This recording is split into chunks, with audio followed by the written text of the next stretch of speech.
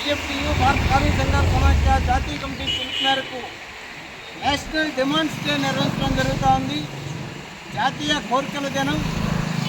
భారతదేశంలో వివిధ రంగాల కార్మికులు అనేక దశాబ్దాలుగా పోరాడి సాధించుకున్నటువంటి అనేకమైన కార్మిక చట్టాలని మోడీ ప్రభుత్వం అధికారంలోకి వచ్చిన తర్వాత రద్దు చేయడం జరిగింది.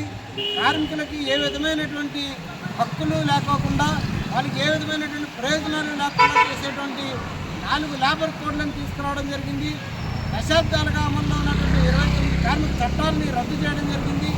వాటన్నిటిని కూడా తిరిగి పునరుద్ధరించాలని చెప్పేసి డిమాండ్ చేస్తూ ఉన్నాం. కార్మికులతో పరిచయించుకోవడం అనేటువంటిది కాకుండా కార్మికుల ప్రయోజనం చేస్తూ ఉన్నాయనేటువంటి ఇది కేవలం పెట్టుబడిదారులకు అనుకూలంగా మాత్రమే పనిచేస్తూ ఉన్నారు.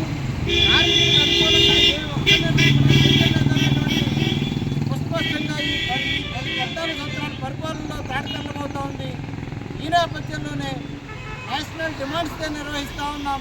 గతంలో అనేక సమ్మెలు నిర్వహించడాన్ని పరిగణనలోకి తీసుకోలేదు. అదే రకంగా ఆంధ్రప్రదేశ్ రాష్ట్రంలో కూడా గడిచిన 7 సంవత్సరాల కాలంలో ఒక్క సంక్షేమ పథకం కూడా అమలు కాలేదు. తక్షణమే మొత్తం సంక్షేమ పథకాలన్నీ కూడా అమలు చేయాలని చెప్పేసి ప్రభుత్వాన్ని డిమాండ్ చేస్తూ ఉన్నాం. ఈ మేరకు కూటమి ప్రభుత్వం ఎన్నికల్లో హామీ ఇవ్వడం జరిగింది.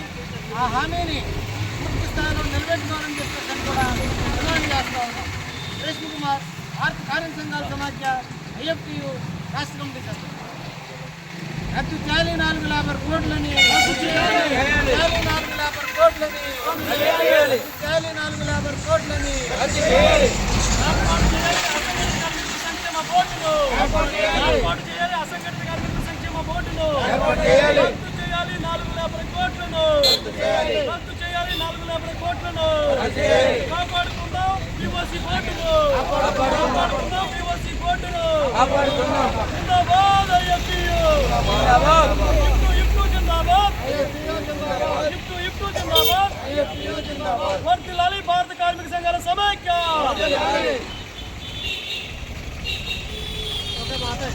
ఒకసారి